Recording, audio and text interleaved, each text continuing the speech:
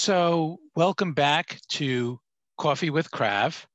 And today I'm very, very excited with our guest. And if we take a look outside, if you're in the Northeast and you take a look outside and you take a look at 2 feet of snow, when you think about sports, the sports that you think about is what? Baseball, naturally, right? You're thinking about baseball. So we are going to talk baseball today with Michael Pfaff. And actually, we are less than 2 weeks away from pitchers and catchers to report. So it actually is a good time to talk baseball. So let me give Michael Pfaff's bio. Michael, 2021 is Michael Pfaff's 27th year in the professional sports business. He has been with the Long Island Ducks since 2002, took over the position of GM in 2006, and was named club president in 2011. Under Pfaff's leadership, the Ducks have led the circuit in attendance, became the first team in league history to eclipse the 8 million fan mark, and have welcomed a record 680 sellout crowds. He's the first ever 3-time winner of the Atlantic League Executive of the Year and has been named the 40 under 40 class of 2009 by Long Island Business News. The team has earned 7 championship series appearances in the past 9 seasons while bringing 3 Atlantic League championships to Long Island, 2012, 13, and 19. You guys like the Yankees, I'll tell you. Prior to joining the Ducks, Michael worked at the NFL Commissioner's Office in New York City for 7 years. During his time at the NFL, he was assigned to work to 2 AFC Championship games, 3 Super Bowls, and 6 NFL drafts. Michael, welcome to Coffee with Krav. So, Michael, tell us, where did you grow up? I grew up on Long Island in northwest Nassau County in Manhasset, and graduated from Manhasset High School.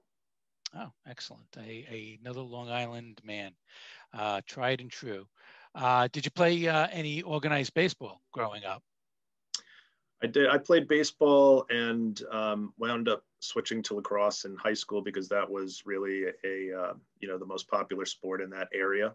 And my favorite sport to play was actually football. So the football coaches were the lacrosse coaches, and it just seemed to fit together. So that was what I spent most of my time playing. And who was your hero growing up? My father. Okay, excellent. So coming out of school, did you go right into the NFL, or you had some jobs before that? Well, I mean, aside from the jobs that everybody has kind of as a kid, my first exposure to professional sports came during my college years. I went to St. John's University, and they had a really excellent program. The dean of the program there was a guy named Bernie Beglane, and he was a former media member. So he had access to several organizations that were high profile, including NBA, NHL, NFL, Major League Baseball, and got his students opportunities to prove themselves in those arenas. And one of the first opportunities I had was the NHL All-Star Game was at Madison Square Garden back in, I think it was 93. And then following my junior year and my senior year, I had an internship at the NFL, where I spent my final semester working at the NFL as an intern, and was fortunate enough to get hired after my internship concluded at the league office. And I was fortunate enough to stay there for 7 years. And what'd you do for the NFL?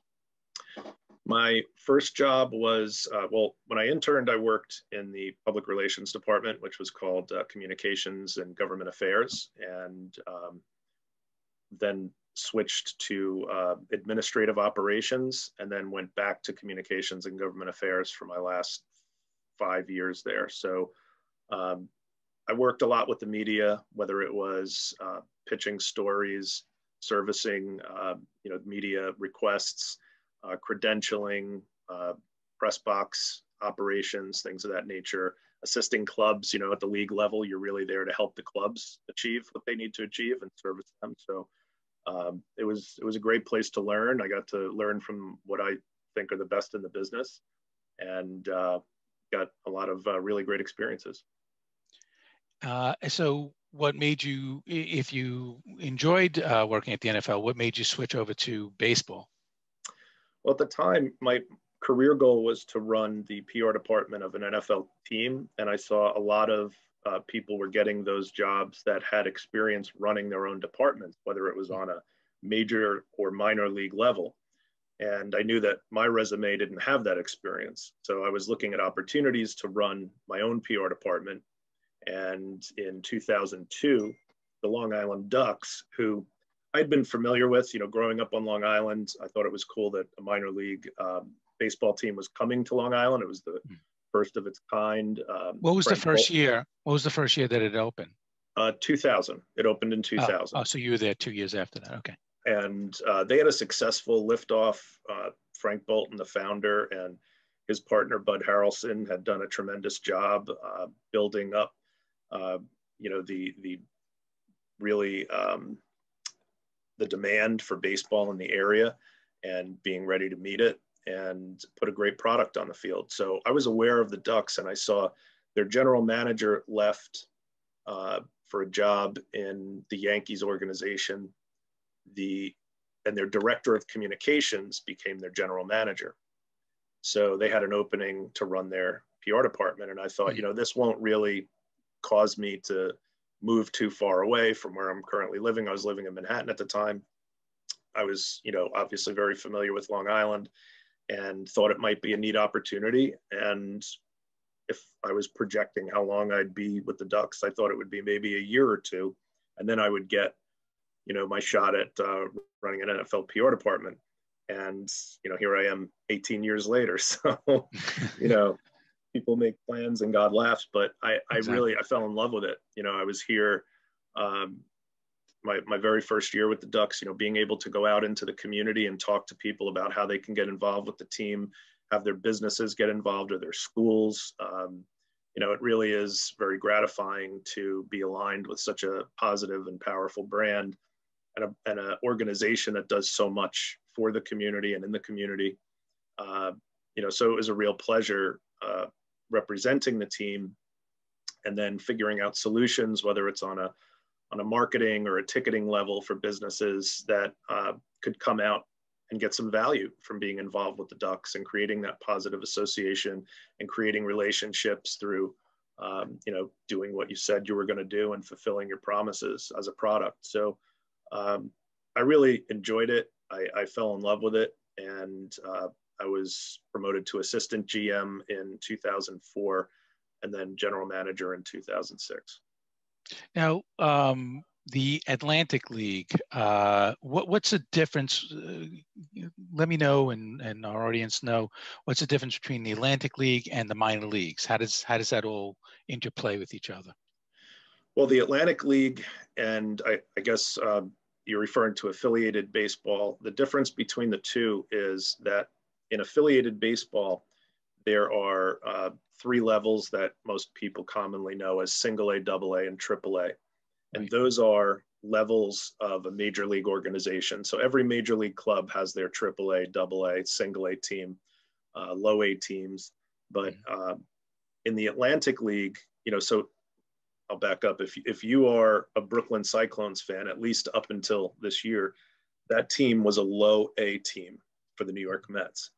Okay. And every player that you saw was on the low A level and most likely hadn't been higher, but for a few of them.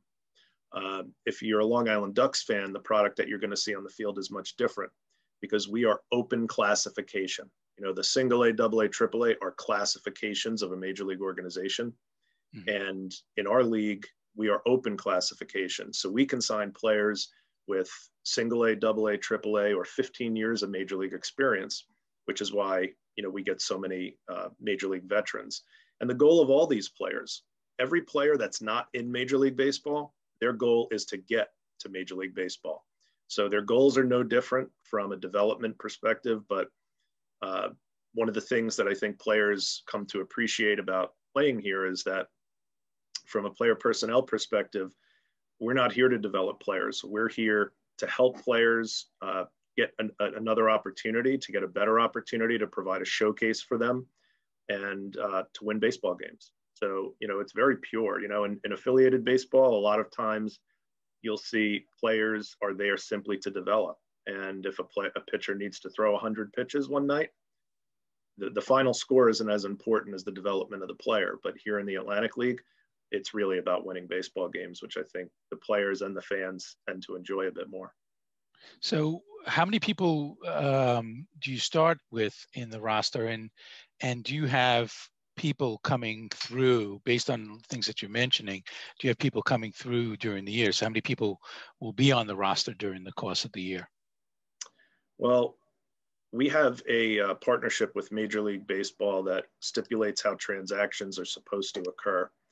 And it sets a purchase price for contracts. So players can have their contracts purchased from our roster, which is a traditional 25-man roster, except for the first 4 weeks of the season where we're permitted to go to 27. At least that's been all previous years. They're talking about potentially, limiting that a bit this year. But off your 25-man roster, players come and go quite frequently, as you alluded to. And we saw in 2019, 52 transactions. Wow. So there's a lot of movement, and the challenge is not finding players preseason. It's really finding players during the season, because once, all the leagues have signed their players are, looking for jobs, and the best players are on clubs. So, many times you really have to be creative in finding new resources for players during the season. Yet, in spite of this kind of revolving door, you guys have had tremendous success with all the championships. How have you been so successful? Well, I think that when people have positive experiences, it tends to lead to very good word of mouth. And from a player perspective, the player universe is not that vast. Everybody kind of knows each other, and it's a pretty close community. And if they don't, they know a coach or a manager or somebody who's been involved in the Atlantic League. And the players that have been with the Long Island Ducks, for the large majority, have had positive experiences and have enjoyed the kind of benefits that, I spoke about before, whether it's being signed or being part of a winning team. Many times agents will trust players to us that are there to prove that they're healthy. And, it's making sure that you manage them correctly, and making sure that, you don't overuse a pitcher who's coming back from Tommy John, or the fact that you help a player when, you stick with a player who maybe starts the season out in a slump, because that he's really there for a showcase. We really have had a lot of positive experiences with the players. I think, probably the most well-known story is probably Rich Hill, where, he pitched here 2015, and a month later he was pitching at Yankee Stadium for the Red Sox. And since he's left the Ducks, he made over $60 million. So, those are the stories that players, hear about and know that the things that we're saying about the Atlantic League are true and can happen to them. And, it keeps the interest in playing in this league high. Now, I've been told that the affiliated leagues like yours and the affiliated leagues, they are like a living room to the community. Would you agree with that? By living room, you mean welcoming to everyone in the community? Welcoming, and just it's, this is Sure. where people come and they feel good about being invited into into your stadium, and have a nice Absolutely. time, and bring the kids, and have a for a very small amount of money they can have just a fabulous afternoon or a night. There's no question. I mean, we're not really competing with the Mets or Yankees. We're competing with the movie theaters and the beaches. And, for most fans, our product is affordable family entertainment. We have, a tremendous amount of casual fans. We offer free parking and $12 tickets. It's as affordable as it gets. It's actually less expensive than the movies. And we're looking to deliver a high entertainment value. So, the fact that it's affordable and it's clean and it's safe. And we are the Long Island Ducks. We're here in the town of Islip, but we're not the Islip or the Suffolk County Ducks. We're we're drawing strongly from Nassau County and all of Long Island. We represent the entire island of 2.8 million people. So we take that seriously. We want to deliver on our promises to be the safest, cleanest, most fan-friendly way for people to spend their discretionary dollar. And I think we've done that. So we look to continue doing that. Excellent, excellent. And the Ducks are, you mentioned before, owned at least partially by Bud Harrelson. I'm sure everyone knows who Bud Harrelson is, but in case you didn't, he was a famous shortstop for the Mets in the 60s and the 70s. How is it working with Bud? Well, Buddy, he was diagnosed with Alzheimer's in 2016, and we retired his number in the 2018 season. But prior to that, he is one of the most generous people that you'll ever come across. One of the nicest, most sincere, generous people. He loved the game of baseball, gave everything he had to it, and really loves the community. He's a guy that lives here in Hauppauge, maybe 10 minutes from the ballpark. And whether it was a golf outing and he was, playing the beat buddy hole at the local golf outing, or he was at the hospitals visiting the kids in the pediatric units at Good Samaritan and Southside and Stony Brook for the holidays, or visiting classrooms, Buddy was everywhere in the community. And that's something that he really enjoyed doing and enjoyed being that person. And it's something that, I think, everybody misses. We miss that. But we're here, supporting him and trying to be as supportive as we can. We know it's a difficult time. But, he was a tremendous baseball guy and gave so much to this organization. And we're all, grateful. Yeah, well, that's it. I didn't know that about Buddy, but it sounds like he left he's leaving a great legacy. Just to say to everybody out there, in case you have a question for Michael Pfaff, you can email me that question, and my email is mkravietz, Kravietz, @align, ALINE, wealth.com. So mkravietz@alignwealth.com. If you have a question for Michael, I have my, I'll be able to get that. So please feel free to send any questions. But Michael, I have a whole bunch of other questions. Okay, so you've had tremendous success as president and GM of the Ducks. Let's first talk about the attendance. You're the first team in their history to go to 8 million fans, record-setting 680 sellouts. Obviously you mentioned that you were in NFL and you're marketing and you do a lot of marketing. What do you attribute that kind of success to? Well, first, we're in a pretty good market. Long Island is densely populated, and it's a bedroom community of New York City, so we have a tremendous population to draw from. But I think that the thing that sticks out the most to me is the staying power of the Ducks.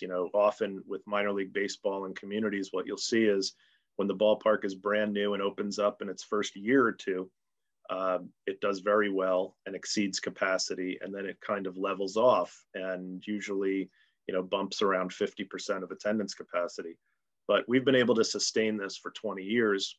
And the last season completed in 2019, we averaged 5,000 fans a night in a 6,000 seat ballpark. So, still going strong. And again, it's really about doing what you say you're going to do.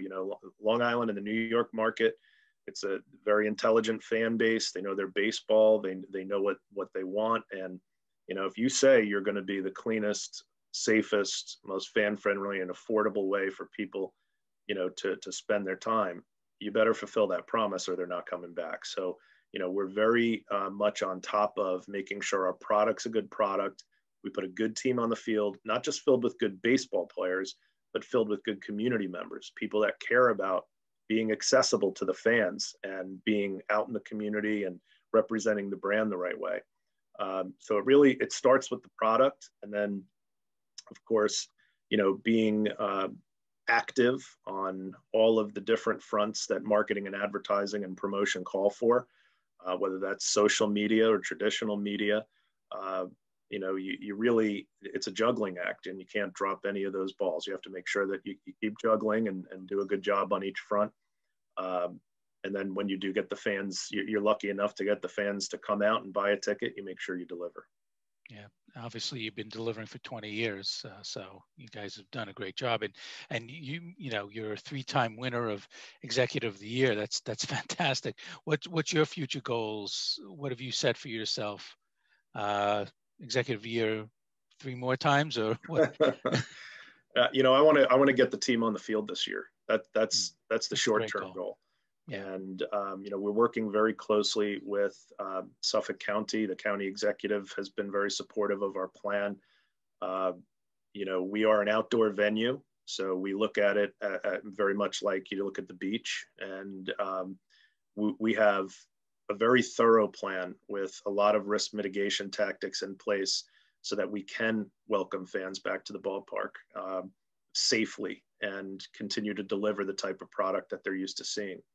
So that's definitely the short-term goal. We're looking to get back on the field and continue to have fun and provide this entertainment to the fans. And I don't try to get too caught up in long-term goals, because there are too many steps to take. It's really each day you try to take a step forward, and we certainly have our budget and our long-term goals financially and as a business. But personally, I'm just trying to meet the short-term goals every day. That's really been a good way to, best way I've been able to be successful is doing that. Well, you alluded to the pandemic. The pandemic threw a Kershaw type of curveball to you guys. What 2020? What did you do differently? How'd you keep the lights on? Well, it wasn't easy. It started with the incredible support of our ownership group, where many businesses were furloughing and laying off employees and kind of, going dark for a period of time. Our ownership group didn't lay anyone off, not one employee, and, really was very supportive of every effort that was undertaken. You can't do it without support of ownership. So it does start at the top, and we have fantastic ownership. So we were fortunate in that regard. And then once we were able to return to work, we got the stay-at-home orders with everyone else in middle of March, and we worked very hard to try and take the field in 2020. We were optimistic the entire time. We had what I thought was a very thorough and common sense plan in place. And we had the support of the county executive. We actually had our testing regimen for players approved on June, I believe it was 23rd, but it was the day before the governor's press conference, where he announced that professional sports would be permitted, but without fans. And that was, the final nail in our coffin for 20, because without fans, we don't have a business. We don't get broadcasting revenue. So the 4 streams of revenue are all derived from fans coming through the gates, and they are ticket sales, merchandise sales, food and beverage sales, and sponsorship. So, it was really important for us to get on the field, and even more so this year. But I think that now, with the more intelligence we have, the vaccine being rolled out, the ability to be even more thorough, I feel very bullish on our ability to get open this year. But yeah, being creative during the season, nothing replaces 70 Ducks home games from a revenue standpoint. Right. So from an expense standpoint, we had to be really smart with our fixed costs. We worked with the county on our lease. We worked with our utility providers on, doing some intelligent things there, saving some expense.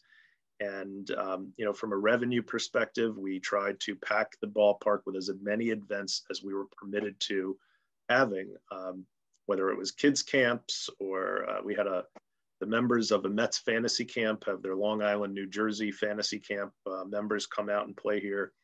We ran an adult kickball league. We even had a baby shower up in our restaurant. So there was no shortage of, ideas on how to try to generate some revenue. But, it was certainly not 70 Ducks home games, that's for sure. Right. Wow. And how was the morale of you didn't let go anyone, so that was great. But how was the morale of everybody?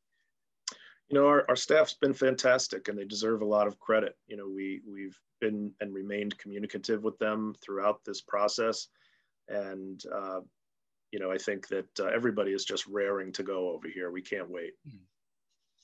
I think you had mentioned to me that you're going to use the field for giving vaccinations. Is that correct? Yeah, it's currently being used now as a vaccination pod by Northwell Health, and it's one of our partners in the healthcare industry. They do an amazing job, and the team here has donated the ballpark for use as a COVID vaccination center. And I think we're getting a lot of people that have never been here before that hopefully will turn into first-time customers in 2021. But we've donated the ballpark, throughout the course. Our commitment to the community remains as strong as ever. And that's one of the ways you hope to also remain relevant in the community and do what you can in a time like this. Earlier in the fall, we donated the ballpark as a island harvest food distribution site. Mm-hmm. We've had the fire and rescue company of Suffolk County come out and use it for canine training. We donated our parking lot to our new neighbors at Sousa across the street for their events. So, really trying to get people to come out to the ballpark, even if there's not events, or really trying to also be involved with the community and support the community during this difficult time is important too. Well, as part of the community, I want to thank you for doing that. That's excellent.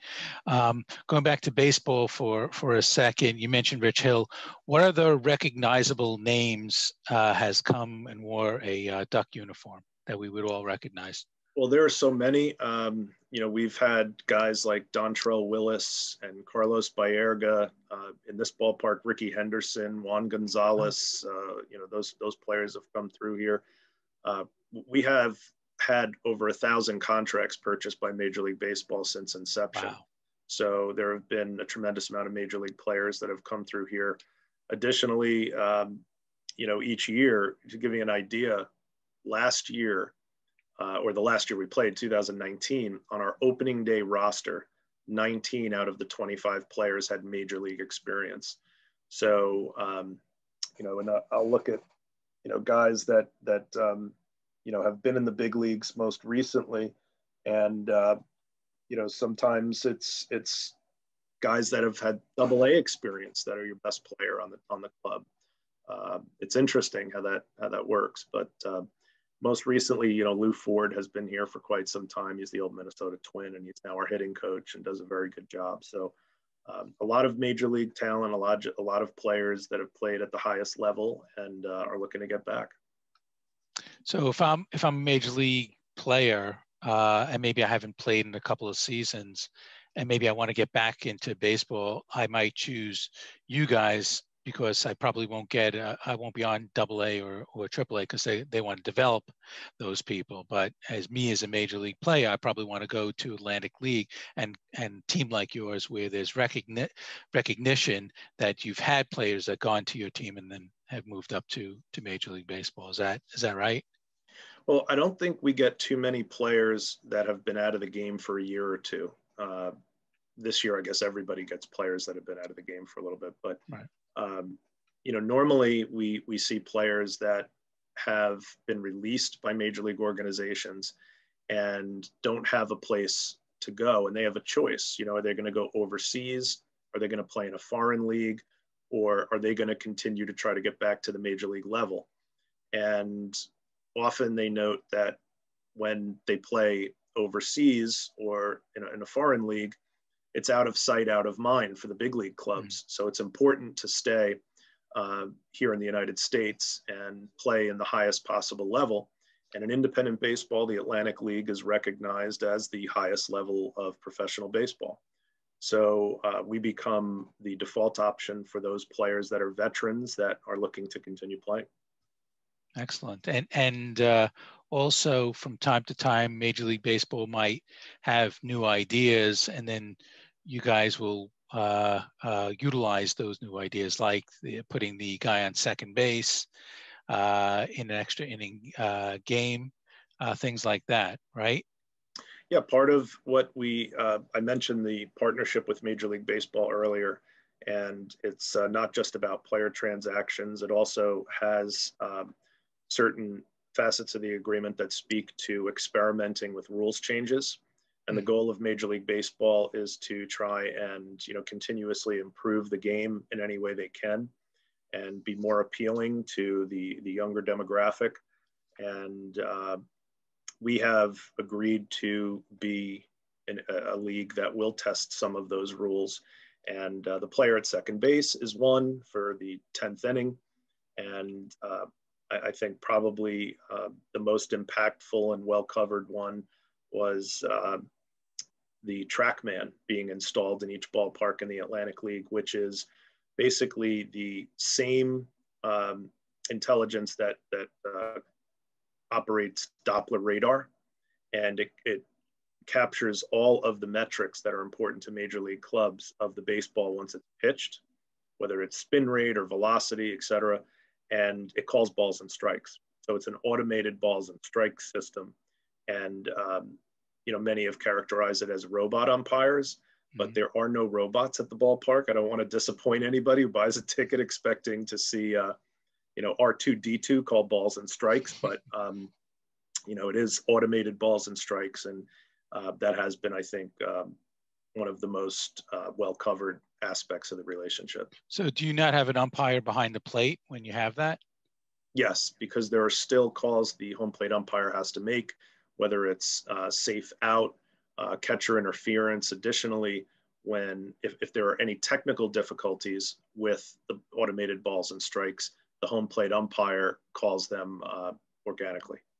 So the automated balls and strikes, I'm guessing that it's very, very accurate, right? And that ball players, if you're sitting there, you can understand exactly where the balls and strikes are, because you have different people or different umpires that have a wide strike zone. Some of them have small strike zones. I'm guessing that every strike zone is the same. And by the way, for anybody that wants to ask a question, you can email me. Please email me. The only way to ask a question would be emailing me. You can email me at mkravietz, Kravietz, at Align, ALINE, Wealth, WEALTH.com. So if you have a question, please send that over. I'm sorry. So as I was saying was, some umpires will have wide strike zones, small strike zones, and as a batter, you kind of get to know that. Is these automatic balls and strikes the same exact no matter what ballpark you go to? That's the theory, is to provide the consistency that so many players, coaches, and managers are, really seeking. And I think depending upon who you ask, you'll find that it met to varying degrees of success in 2019. I personally thought that it was a tremendous improvement and something that should continue to, be looked at, to tighten up and make improvements as we move forward. I think it's inevitable. It's part of the future of the game. But there are those that didn't feel that it was as effective as a human umpire. So we'll see where it goes from here. Okay, excellent. You have a great foundation called Quacker Jack or Quacker Jack Foundation. What's the mission of the foundation? It's just to provide causes that are in need of assistance, that assistance to donate. We were inundated our first few years with donation requests and requests to get involved in different community events. And it was a great way to coordinate that effort. So everything runs through our charitable foundation, the Quacker Jack Foundation, named after our mascot, Quacker Jack. And, we donate on an annual basis to over 800 different organizations. We try to keep it to Long Island organizations, and there are so many. So whether it's your school's PTA fundraiser, or breast cancer awareness night here at the ballpark, where we invite 17 different breast cancer coalitions out to take part and raise awareness, and also host a jersey auction where the proceeds go to those that are taking part in it. It's been a really successful foundation and way for the Ducks to continue to give back to the community in a coordinated effort. So I did get a question, Michael, and the question is from Stephen Linker. He says, I've been to a few Duck games with my son and my grandchild. He said, I have a good singing voice. Is there a chance I could audition to sing the national anthem at a Ducks home game? Absolutely, there is. We host what's called Anthem Idol each spring, and we team up with one of our local radio stations here to host tryouts, and WBLI 106.1 FM is our partner on that, and we look forward to hosting it again this spring. So Stephen, stay tuned to liducks.com, because we will announce it on the website once the date is ready to be announced.